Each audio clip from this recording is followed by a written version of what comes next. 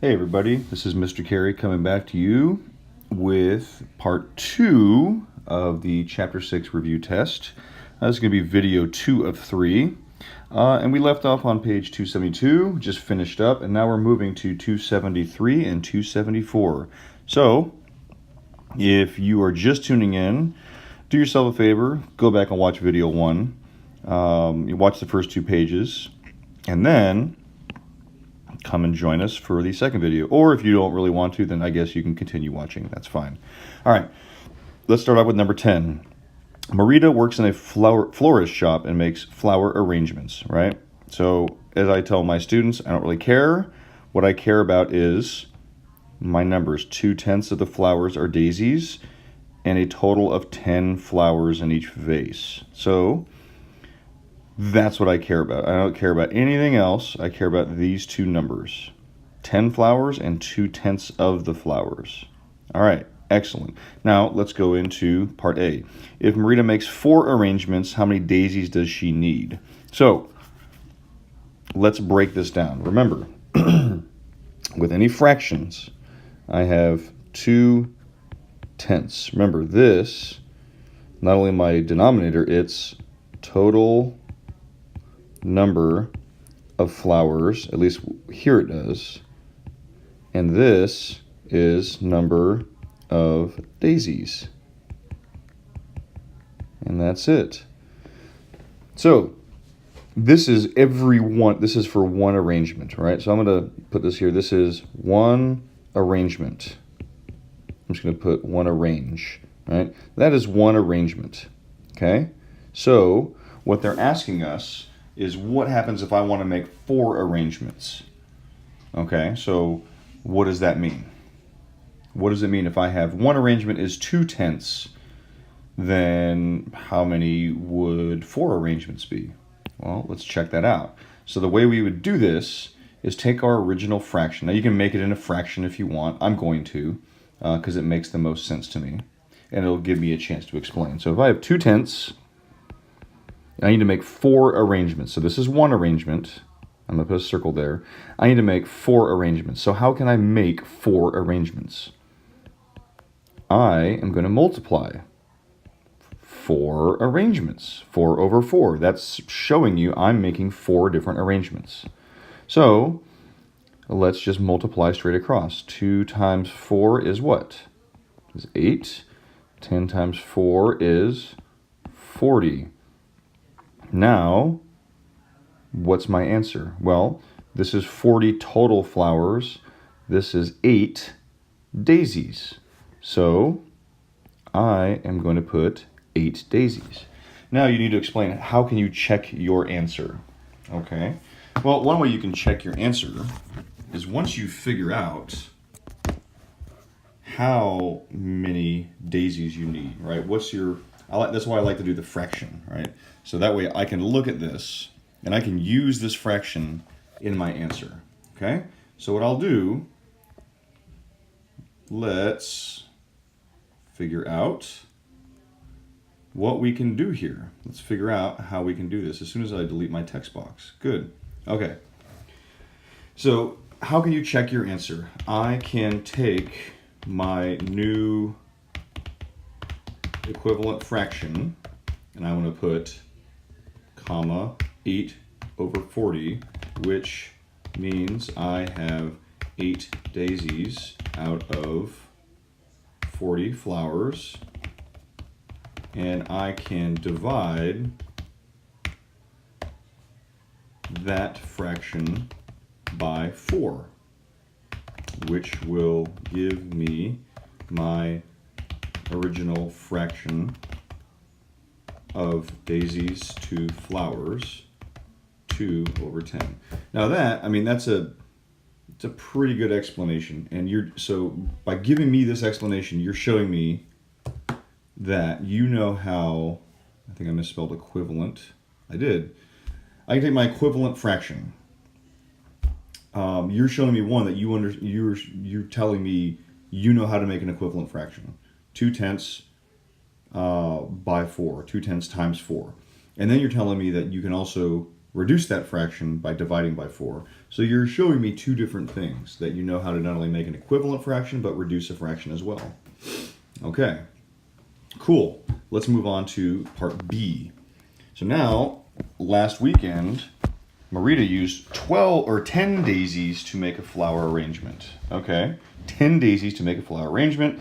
How many flowers other than daisies did she use to make the arrangement? So this is kind of cool, right? This is kind of getting us into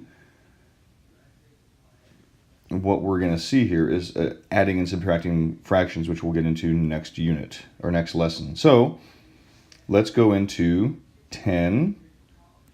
Actually, you know what I want to do? I want to take my original fraction. What was my original fraction? 2/10. Okay, so this is her original fraction for Daisy's 2 flowers. Okay, now we are saying Marita used 10 daisies, but now I'm going to put an X here. Hopefully that doesn't freak anybody out. Again, in algebra, we like to use X's, saying that I don't know what I'm going here. I don't know what this is. So now, how can we figure this out? Well, what's my relationship between 2 and 10? 2 times what gets me 10? Sure, 2 times 5, which means I need to do the same thing. 10 times 5 gets me 50. Excellent. So what does this mean? That means 10 daisies and 5 total flowers. Now, please don't be like, oh, yes, I'm done, and write 10 here, because then you would get that wrong. Because that's not what it's asking you. Remember, what is the question asking you? It is asking you how many flowers other than daisies. Other. I'm going to highlight it. I'm going to underline it. Other than daisies. Now, how can we do this? How can we figure this out? Well, how many total flowers do I have? 50. How many daisies do I have? 10. What's the difference between my total flowers and my daisies? 40. So, how many other flowers did I use? I used 40 other flowers. And now you need to explain this, right? Which I think many of you have probably already we're starting to write this down, right? If and I'll type it out here, I used the original fraction, 2/10, and set my new fraction's numerator to 10, because that is how many daisies she had. I then multiplied the denominator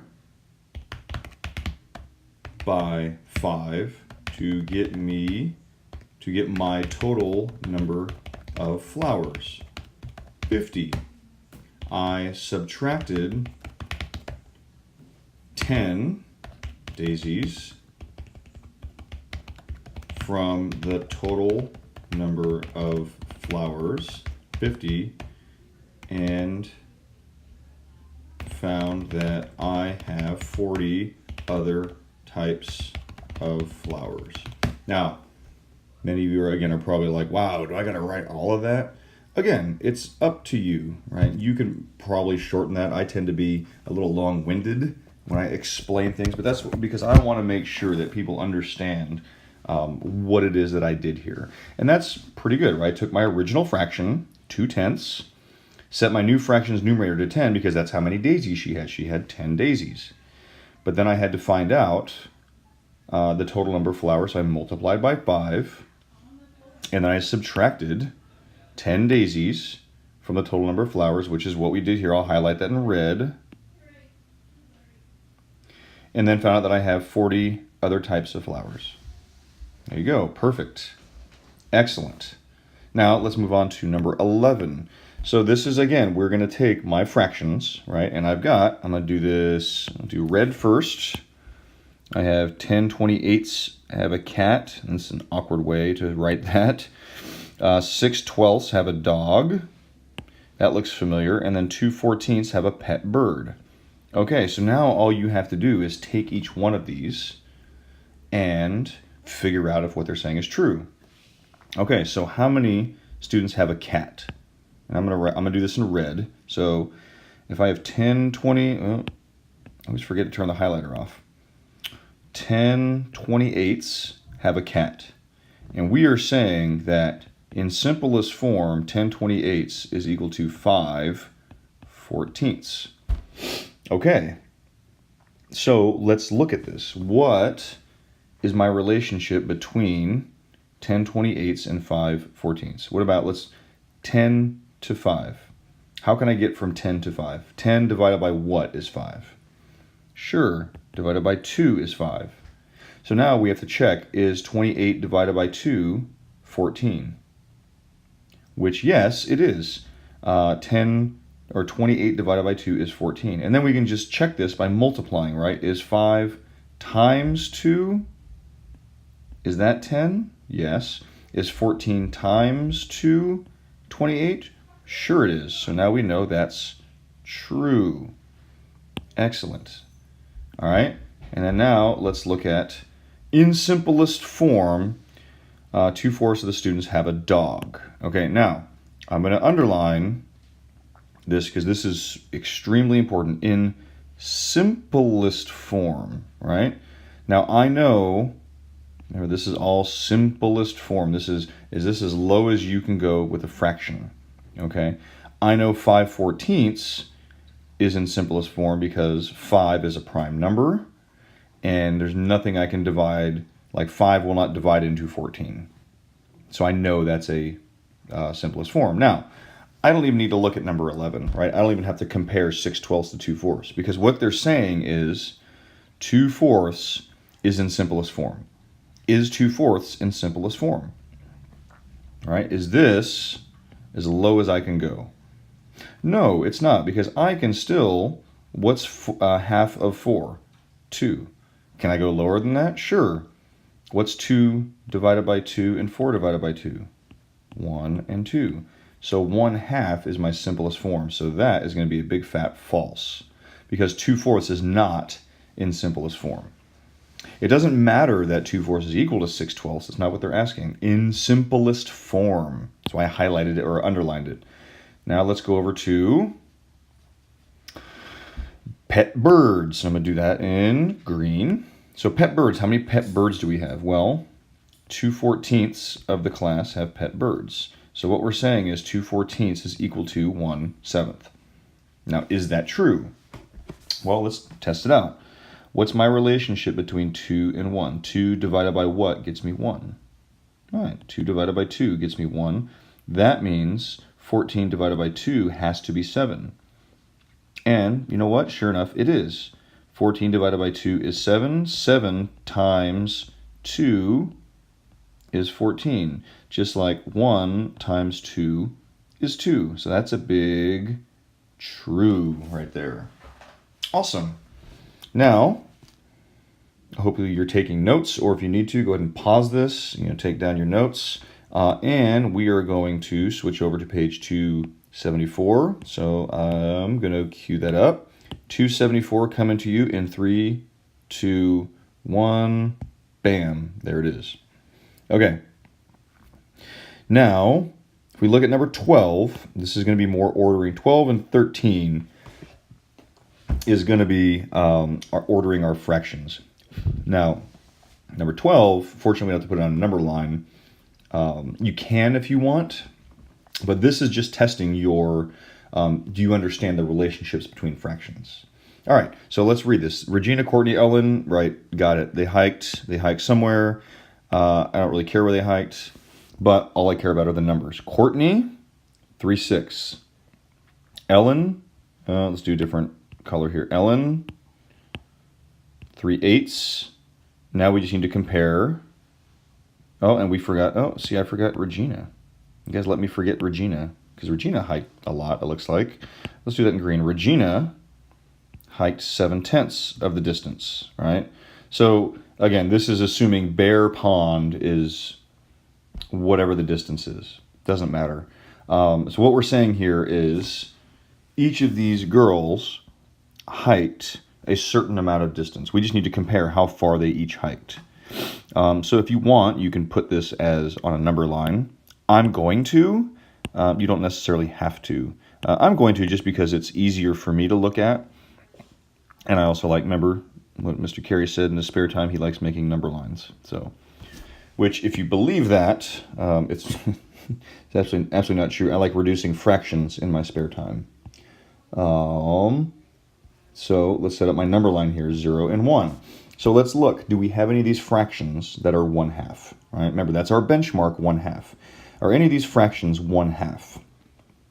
And if we look right here, I'll put it in blue, sure enough, 3/6 is, because 3 is half of 6. So I'm going to put that right there. So we know that is going to be Courtney. I'm going to put a C there for Courtney. So now, all I need to do is just compare everything to a half. I'll even put 1/2 here. We have to just compare it. So let's look at 7/10 and 3/6. Okay, well 3/6 is a half. Is 7/10 more or less than a half? Okay, well, what would 7/10 be? What is 10, right? 10, what's half of 10? 5. So 5/10 would be equal to 1/2. But I have 7/10, so is 7/10 greater than or equal to a half? That would be greater than, because half of 10 is 5. I have more than that, so 7/10 is greater than 3/6. Now let's look at 3/8 and 3/6. This is using, and I'm going to highlight this in yellow because it's kind of cool, right? These are my common numerators. Now, I've recently just started using common numerators. I didn't really use them a lot, never really liked them. They're actually very useful. And I'll type something here that'll kind of help you with common numerators and denominators. So what they're saying is, I have 3/6 of something. I have half, right? Now, is 3/8, is that greater than or less than a half? Well, let's look at my 8, right? What's half of 8? 4. So if I want it to be equal, 4/8 would be equal to 3/6. But I don't have 4/8, I only have 3/8. So that means 3/8 is less than a half. Okay? Now, last one, 7/10 and 3/8. Well, this is kind of easy because we've already compared 7/10 to 3/6 and 3/8 to 3/6. Well, if 7/10 is greater than 3/6 and 3/6 is greater than 3/8, well, then that stands to reason that 7/10 is going to be larger than 3/8. And this is how it would look, right? If I was putting them on a number line, 7/10 is going to be about, let's say about right there. I need to put that in my color. 7/10, that needs to be, that's Regina. So Regina's up here. And that's Regina. And then Ellen is down, let's say about right, actually that's, we're going to say about right here. And that's going to be 3/8, and that's going to be Ellen. And so there you go. If we had to put that on a number line, that's what it would look like. So again, I'm stressing here, always try and find your benchmark, especially when you're comparing fractions. Look for your benchmark. Look for anything that's 1/2, right? That should be the first thing you go to. That's your anchor. All right, that is your, I'm going to try and draw, my students always laugh when I draw anchors, or when I draw anything, because whereas I may be pretty decent at math, I am not good at drawing. Now, yes, I could. There's my anchor, right? So that's your benchmark, right? Your benchmark's your anchor, right there. Okay, let's go to number 13. Ramon is having friends over. Yeah, it's great. Again, I say I don't care because I don't want you to get wrapped up in the word problems, right? I want you to learn how to look at a word problem and take the information you need, right? So all your information is right here, right? It doesn't matter that he's making a vegetable dip or whatever. All that matters is I'm given numbers here, and I need to solve part A and part B. So part A, if we highlight this, which ingredient does Ramon use the greater of, butter, milk, or cream cheese? Now that's cool because I don't, like, when you look at this problem, your probably initial reaction here is like, I'm going to put OMG, right? OMG. Like, I have to order all these fractions. That's going to take me forever. And that's what the test people want you to do. They want you to freak out. But Mr. Carey is saying, don't freak out. Go straight to part A. What ingredient does Ramon use the greater amount of, buttermilk or cream cheese? So now we're just comparing buttermilk. Okay, buttermilk, 5/8. What's my cream cheese? Actually, it's not equal to. I'm comparing buttermilk and cream cheese. So, how are these? Let's compare them, right? Well, I have 1/2, right? That's my benchmark. Now let's look at this. Is 5/8 greater than, less than, or equal to 1/2? Look at 8, right? What's half of 8? Half of 8 would be 4. But since I have 5, that means 5/8 is greater than 1/2. Now, of course, you actually have to explain this. So let's go ahead and explain it. Okay, so Ramon uses, I put Roman, still did it. Ramon uses more, and what's 5/8? Buttermilk. Ramon uses more buttermilk. I used 1/2 as a benchmark. Now, you use these terms like benchmark, you know, greatest common factor, least common multiple, simplest form. Like, you use all these great math terms. Like, that makes teachers like me, probably pretty much any teacher, like, super happy. Because we know that means you're using the terms that we're using and you're starting to understand them. So Ramon uses more buttermilk. I used 1/2 as a benchmark, which 1/2 is the amount of cream cheese. I compared 5/8 to 1/2 and found that 5/8 is larger because, and then just tell me why is 5/8 larger? Because half of 8 would be 4. Since I have 5/8 is greater than 1/2. Now you could do something else, like you could set 1/2 to 4/8, and then you could compare it that way, which I think would be fine, right? You could do something like, I made 1/2 into 4/8 and compared 4/8 to 5/8, right? Something along that line, because then I can say, yeah, got it. You know how to do equivalent fractions, and you can clearly see that 5/8 is greater than 4/8. Okay, cool.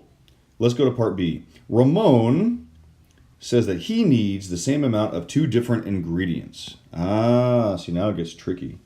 The same amount of 2 different ingredients. So what they're saying, and I'm going to translate this for you. Translation. Which of these ingredients are equivalent fractions? Okay, that's your translation. Which of these ingredients are equivalent fractions? That's it. So, well, how do we figure that out? Well, it kind of is, you know, we've got 6 fractions and it seems really overwhelming, but it's really not, right? We can eliminate some of these fractions by just kind of looking at them and seeing if there's any of these fractions that look like they're the same, right? So I'm gonna do 1/2, right? I like 1/2 because I know 1/2. Remember, let's do 1/2 is the same as 2/4 is the same as 3/6 is the same as 4/8 is the same as 5/10, and so on. Do I have anything here that looks like that? Do I have any? I have a 1/2. Okay, do I have a 2/4? Nope. 3/6? Nope. 4/8. Nope. 5/10. No. And I know we have a 16 here, and that would be 8/16. Do I have an 8/16? No, I don't. So I'm going to mark off 1/2. 1/2 can't possibly be it because I only have 1/1/2. And that leaves a couple other fractions here. And let's just start process of elimination, right? Let's start with 3/4 of a cup. 3/4 of a cup. Now, is there a way, my other fractions I have, 3/4 is my lowest I can go. I can't make 3/4 any smaller. But I can set this to, well, let's take a look here. I can make this into 8s if I want. I can make this into, I don't know. We don't have any 12s, so I can make this into 16ths. And how do I do that? Well, what's my relationship between 4 and 8? 4 times 2 is 8. So that means I need to make 3 times 2 is 6. And then I can do the same thing here. 4 times 4 is 16. That means 3 times 4 would be 12. Okay, do I have any 12/16ths? Nope, I only have a 1/16. And guess what? That's as low as it'll go. I don't have anything larger than 16, so sorry, 16. I'm going to scratch that out. Now what about 3/4? Do I have a 6/8? Oh, look at that. I do. Look at my 6/8 right there. So I have 3/4 of a cup of parsley and 6/8 of a cup of scallions, which are nothing more than onions. Ooh, that's pretty cool. So we found our equivalent fractions. So is Ramon correct? Now you need to remember, read the question. Is he correct? Ramon is correct. And we're going to put 3/4 the measurements, 3/4 cup of parsley and 6/8 cup of scallions. And I'm going to bring this over. I know we can't see. 6/8 cup of scallions are equivalent. Now you just need to tell me how, right? How did you make these equivalent? Support your answer with information from the problem. Then you just tell me, I used 3/4 of a cup and attempted to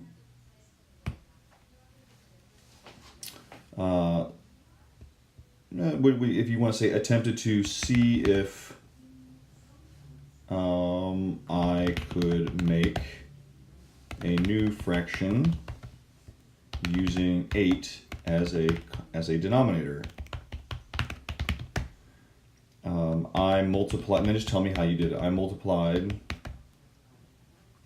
4 times 2 to get 8. Then I did the same to the numerator, which would be what? 3 times 2 equals 6. And then you can just leave it at that, right? I can look at it and go, I got it right. You're already right. 3/4 of a cup and 6/8 of a cup are equivalent. And you're just telling me how you made the fractions equivalent. And again, I don't want you to look at this and go, oh my goodness, that's so much writing I have to do. Yeah, it's really not. You already know what you did, right? You know how to find equivalent fractions. You know how to do these things. But it's just proving to me that you know how to do it. And that's really it. That takes us to, it looks like, the end of our second video. So again, if you have any questions about what we did here, either shoot me. If you can shoot me a message, great. You can leave a comment. Tell me how much this helped you, great. You tell me if this didn't help you at all, great. Let me know, right? If you said, Mr. Carey, this did not help me at all, okay, tell me what happened, right? And I will, I can make another video. I can adjust it. I can explain something a little better. But again, I'm doing this for you all. It's kind of to reinforce what you've learned about fractions. And that leads us to the end of this. And I will probably leave Video 3, I'll probably end off with a joke. I might even start off with a joke, maybe something new here, some math jokes. But if there are no questions, I will see you all in the third video. See you later.